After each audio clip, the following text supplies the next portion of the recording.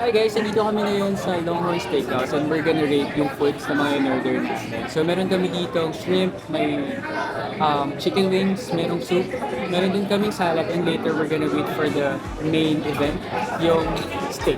Pero ngayon, ito muna. Pwede natin. Kusog natin sa dressing. So, anyway. Ako din 8 out of 10. Sarap yung dressing. Tapos, parang fresh pa yung serve. No? Okay, try naman natin ngayon yung chicken. Ito chicken meal. Meron din siya kasamang dressing. Try natin.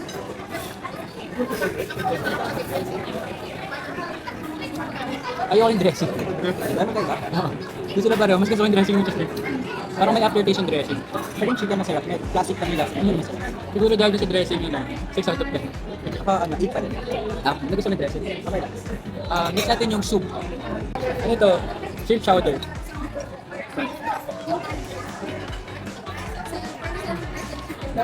Medyo manghang siya. Di ba siya kumito sa manghang, pero masarap siya. Tapos kasang lasa yung ang tawag din, red bell pepper. Kasi siya yung mas mahilig sa manghang. Ano ba siyang patatas? Sarap. Okay lang naman ako sa anghang, hindi naman din hanghang. Ano 7.5? 10. Okay. Okay, since healthy tayo, itong salad. Yung dressing dito, pwede ka mamili. Merong blue cheese, merong ranch, merong Thousand Island. Pero ito ay honey mustard. Ang sarap.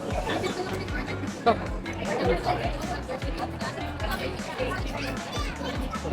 Ako 9.5. Ito yung salad. Tapos, i-rate natin sa sunod yung tubig. Tingnan natin kung mineral water ba. Hindi ko mineral water. Ano lang to? Purified water. Galing to sa drink ko tapos piling ko purified. Tingin mo? Pero dali pa. 10 minutes. 10 out of 10 daw sa akin ano. Sige, 10 out of 10 na din. Kasi libre lang.